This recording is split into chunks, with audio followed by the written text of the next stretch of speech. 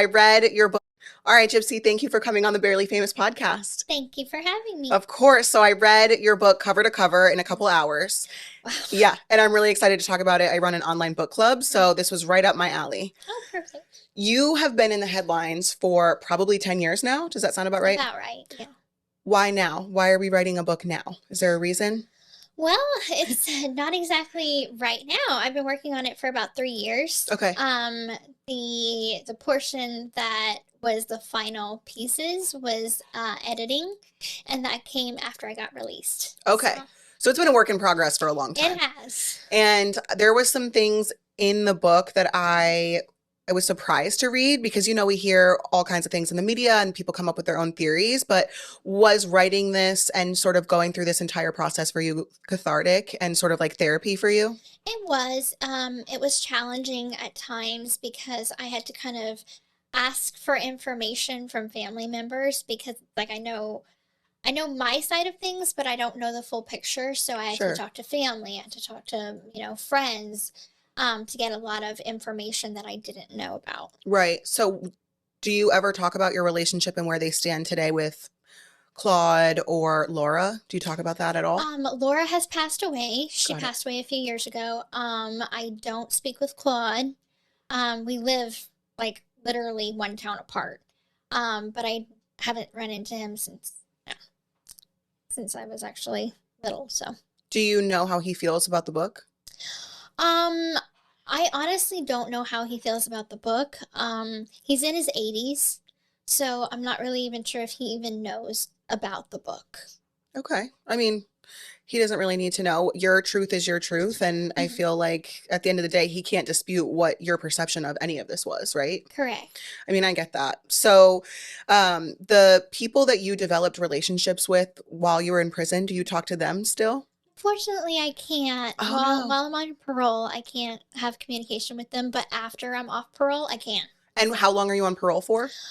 For about another 7 months. Oh, I thought you were going to say 7 years. No, about 7 7 months to go. So what does that mean? So when you get released from prison, you go on parole for what was the time frame? For me, I spent 8.5 years locked up total. Okay. And then the remainder of the year and a half on parole. Okay. And then once you're released from parole, you're done? Do you go on probation or anything like that? I'm done. Like the sentence is complete. And then could you move out of state if you wanted to? I could. Yeah. Do you have any plans to move out of Louisiana? I don't know. We've been talking about it. Yeah, because where is Ken from?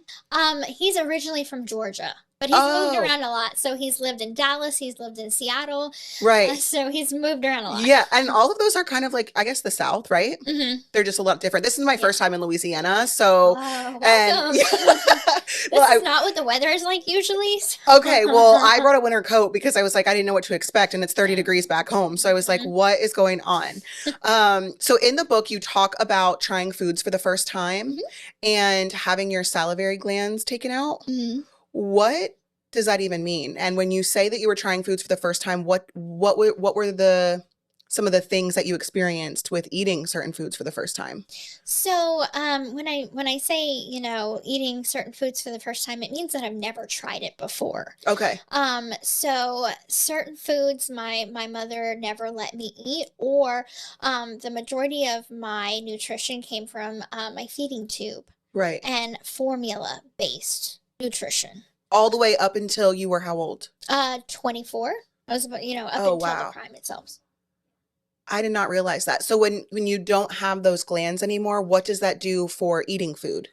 So the salivary glands, isn't exactly part of why I had the feeding tube. Okay. So the salivary glands was taken out after the feeding tube was Okay. already placed in. But what your salivary glands do is produce saliva.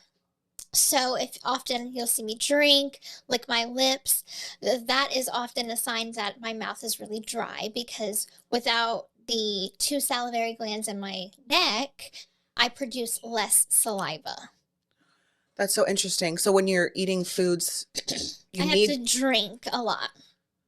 Did they tell you that was going to be a side effect, or were you too young at that point to understand like what that meant to I have? wasn't told, so I had no idea what the side effects would have been. That's so interesting. And there's no way to obviously replace them. No. Once they're out, it's taking organs out of you. So you can't regrow them or put them back in. Do the foods taste the same otherwise? I wouldn't know any different, would I? Right. No, I guess not. And so could you get regular foods like blended and put through your feeding tube, or was just strictly that's possible, but it's not recommended. Okay. The doctor gives you a specific routine on what you can and cannot put through a feeding tube, or, they don't recommend putting regular food through a feeding tube because it often gets stuck in the feeding tube itself. That's so interesting. And in the book, you talk about the correctional facility that you were at. Does the word correctional in the name of a prison mean anything? I think that it does. I think that the word correction often means to stop or to prevent. And prison definitely does that. So you think that it's more of like a rehabilitation effort? I think for some, I think it is very much based on what the inmate wants. Okay. So if the inmate wants to better him or herself, it will be productive. Okay. And if not, then they're just spending wasted time. Okay. Because I know that there's like state prisons or federal prisons, but they don't necessarily always have the word correctional in the name of the That's interesting. I didn't know that. I don't know that for sure, but I've noticed, or at least I think I have, and Alessandra's saying yes, so I'm going with yes. I want to dive headfirst into page 3 of the book. Obviously, I want people to go pick up the book and read it, buy it, all of that, but you used a metaphor where you talk about it was, your throat was going to be cut, or so it was more of like a life or death sort of situation. Correct. Can you sort of describe what that meant to you in a way that, people will hopefully want to go buy the book? I think that, obviously we wanted, and we meaning me and my co-authors, wanted to convey a sense of urgency. Okay. Because a lot of people can't put themselves in the mindset of where I was at with the abuse and how desperate I felt. So having a statement like she was going to cut my throat, that statement stands out a lot. And so it transports the readers into my mind and emotion.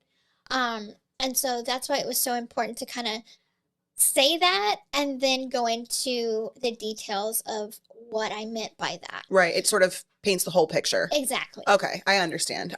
The book was very well written, and I was really impressed with how thorough it was.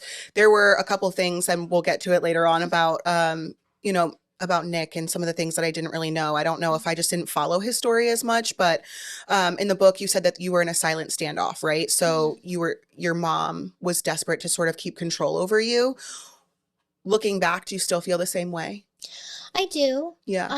I just feel a little bit more humanity towards her now. Because after going through all like the research with family members, I started to learn that she seemed very self-isolated. She was just not someone that had a social life herself. It was very much keep us in a tiny bubble. Do you think that that was intentional and she was aware of it? Or do you think it was more like she didn't really know that she was doing these things? I think maybe both. Okay. I have feelings about both. So, I think that it was intentional to not correspond with our family, not correspond with my father. And so I think that that part was intentional, but I don't think that maybe she was aware how that affected me in a negative way. Okay. So maybe some of the other things that were happening were in relation to, self-isolating, but she wasn't really aware of what she was like, how deep this was going. How much it hurts. Okay. That's interesting too. I actually only ever heard of Munchausen by proxy because of Eminem, right? Like the rapper. I'm still learning about this. Yeah. I have like someone else brought that up too. And I'm like, I need to dive more into that. That was my sort of first lesson of what the illness, I guess, is or was, and that was the only time I had ever heard of it until your story. And so I think that your story has definitely brought more awareness to it for sure. If you had to guess, how many times do you think that you've been under anesthesia? Probably over 100, probably. And do you know what the side effects of that are? Like, do you have, I think I've read something about like short-term memory or long-term memory. Do you feel like you feel any side effects, long-term effects from it? I haven't noticed any so far, which I feel like I'm blessed for Yeah, that. for sure. Going under anesthesia, when I was a kid, I didn't ask questions. Right, So it's like all the side effects and everything, all the dangers, was told to my mom, not to me. right, right, because you were a minor, so Right. that makes sense. In the book too, you talked about your, I don't want to call it an addiction because I don't necessarily think that you called it an addiction. Do you think that you had an addiction? I absolutely do think that it was an addiction, to painkillers, you mean? Yeah. Yes. So by accident, or did you like were you already taking them and you felt the effects and so you eventually, got to a point where you were abusing them, or do you think that it was more by accident? It was originally, my first exposure was, from pain medication from after having surgery. Right. And so that was accidental. So it started off with, okay, they prescribed me this pain medicine. Oh, it makes me feel different. It makes me feel kind of numb. And so after that point, that's when I slowly started to take more and more and more and slowly abused it. Okay. And your mom was aware of it but didn't say anything. Correct. Because I think that's what I read in the book and I was shocked by that. Correct. But that sort of fell into subconscious or conscious plan of, her kind of keeping you close. It sort of helped keep you there, right? Right. That's so interesting. I always wonder with addiction, my mom's an addict and an alcoholic, and so I always wonder how sort of that can It's happen. hard whenever you have someone, there's nobody there to tell you to stop or to pull you away from the edge, but instead encourage. So my mom was on pain medication herself, as well as Xanax. And so she would give me what we call a cocktail. And so that would be a mixture of oxycodone and Xanax together. So, And what would that do? Would it put you to sleep or what? yes, I mean, downers for sure. I've never tried uppers, but I have had downers, and it put me in a state of numbness. And I liked being there. And so would you spend a lot of time in that state of mind, you think? Yes. I know at one point you talked about how you took the last of your mom's pills and then you guys had to go file a police report in order to get a refill because that was the Correct. only way that you could get a refill on the narcotics. Correct. When you think about that now, how do you feel? I mean, I definitely feel a lot of regrets because Yeah. that's, not behavior that I would ever condone or am proud of.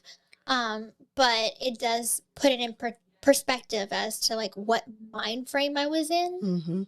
Yeah. I mean, but as a mom, you're about to be a mom. Yes. So it's like, could you even imagine like helping yourself and your daughter do something like that? No, I would never. Like, I can't imagine. Like, I would no. be so curious to know, if she was here today, like where her mind was at in that moment. Because did she need them at that point, or do you think she did need them? We were in a car accident in 2001, and it left her with an injured leg. Okay. And her leg had never healed back fully. Right. So she still had like the pins and screws and plates and hardware to kind of keep her leg in place. And she suffered from daily pain.